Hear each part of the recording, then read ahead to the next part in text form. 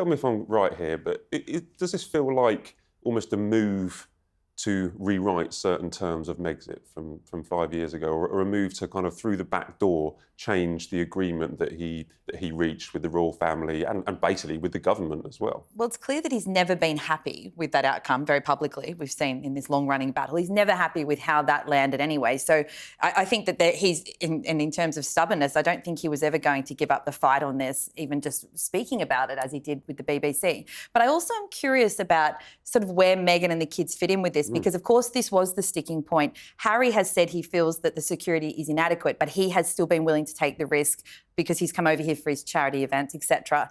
Now, the point is that he didn't want to bring his family because he didn't want to put them in that same risk.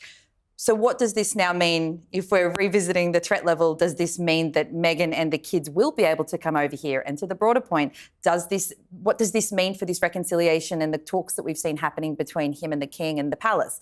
But I also do wonder, I do think it provides a bit of an awkward scenario for Meghan, because I don't think she's been in any big rush to return here, because it is whatever you think of her, it's a huge risk, because when she has been here in the past, she's been booed, and it was I'm not saying it's not true that she wouldn't be safe. I won't get into the weeds on that in this point, but more broadly, it was very convenient, if I may say, for her not to come here. Yep. And it was a good excuse for her not to be here. So then what happens if this all gets reopened and there is no longer that blockage and she doesn't come with him? What does that say? So if you build bridges, I'm all up for building bridges and knocking down walls, but if you build bridges, you've got to be careful who walks over it, really, haven't you? But the kids, definitely, I think it's something that Harry has expressed in the past, and I'm pretty sure that King Charles would love to have a relationship with Archie and Lily. I think he would, yeah, and I think Harry really wants that. And that could also be a way to kind of help heal that relationship, as that will give Charles a reason to spend some proper time with Harry and not just, a half-hour tea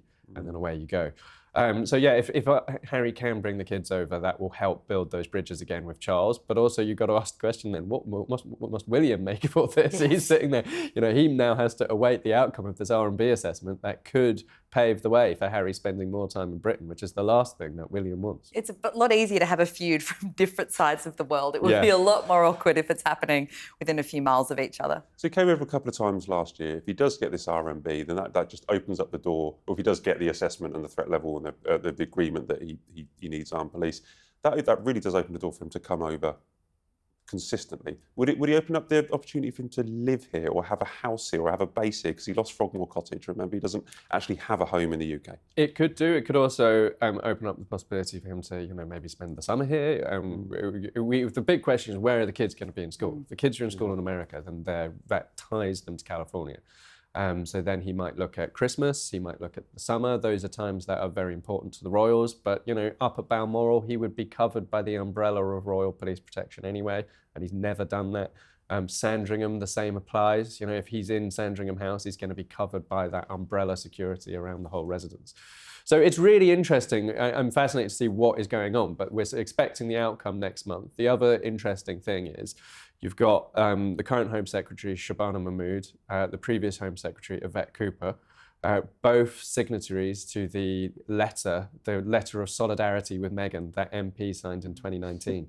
So the other possible, if it's not that Harry's planning to move back, the other possible scenario is he has just found a more receptive audience with these two Labour Party politicians who were very sympathetic to Meghan back in 2019. So that's a delicious point there, Jack. Thanks very much. Because we know that Harry has been writing, he's been lobbying, and he's been writing. I mean, maybe it's the current government, although the ministers are at pains to say that they do not have any kind of role in the decision. This is an independent government body and it's made up of experts of police, royal household, etc. And I'll take evidence, but it could be that they have a more receptive government. But I remember Andrew was writing to I remember they changed the Home Secretary so often, but he was writing to the Home Office when his security was removed. So it's something that they actually do. Also, if Harry does get what he wants from this review, I also wonder how that's going to play out with the public, because there has been so much pushback on the concept of him having taxpayer-funded security. Yeah. That's going to be a very, very hard sell, I think, for the government. I think there was a survey in The Sun we'll get to this point. Sorry, Matt, it's written here on my taking iPad. over as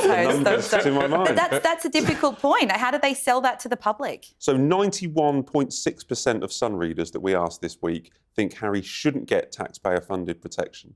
7% said he should, 1% said they're on the fence. Fine, okay, so 90, that's pretty you're right. I mean, public opinion is of the thought that taxpayers shouldn't be paying for him because he's made his bed, he's given up his privileges, he's not a working member of the royal family, so he shouldn't have it. The other argument is that apparently the claim is that it could actually be cheaper to just have a couple of salaried officers 4 or 5 times, they've already got the salary 4 or 5 times a year, armed protection officers rather than individual police forces every time he comes over. But it is a real problem. One thing I would say is he's got to be careful what he wishes for, because what if he loses? Where does he, before we move on to the next topic, if he was to lose this RMB after the 5-year court case, after all the allegations he made in that BBC report about an establishment stitch-up, all the lobbying that he's doing, where does he go from there? Who's to blame?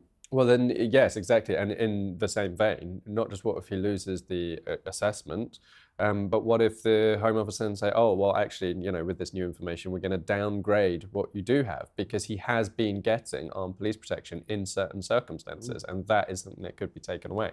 But the interesting thing about the RMB assessment is that it's just information. It's not a decision on whether you get the police team or not. It's just the analysis that then feeds into the RAVEC chair's decision on what arrangement should be made available. And it's not like the RAVEC chair is going to be sitting there thinking, oh, Harry, no one wants to do anything to him, do they? He only served in Afghanistan. Like it's a really weird thing for Harry to bet all his money on the idea that this one risk assessment is going to be a game changer. Yeah. I honestly don't see why it would be. It's always the next thing. It's always the next thing, as I say, very stubborn. Yeah. Rather than simply accept the findings of the High Court, which is that they do actually have the right to do this. And Harry's original argument that he put forward, in his own words on Oprah and his book, was he didn't think he should lose his international protected person status, that he thought he should have the Metropolitan Police officers when he's in America, when he's in Canada, relocating those officers and their families to live abroad permanently. And then, by the time the court case comes on, he's accepted that that's completely implausible and is fighting to have those officers while he's in Britain. But clearly, underneath it all, he still thinks he should not be paying those private security bills in America. Is it implausible? Is it implausible? If he was to if it was to go Harry's way, okay, and he was going to get armed protection in the UK, could he then not ask for, is it international protected person status? Could it not be the American taxpayer that ends up paying for his life in America? Said no. When he goes to Canada, is the Canadian taxpayer when he goes to... Both said no. Both said no. So Justin Trudeau said, we're not paying for you when they went back in 2020. But that was after his UK protection was stripped. The Canadian police had been offering some support to the UK police detail when it was all a temporary thing. And then when it was clear it was going to be permanent, they said, sorry, mate, we're not helping. And then Trump just absolutely leapt out of the blocks before anyone even asked him and said, I'm absolutely not paying for this either.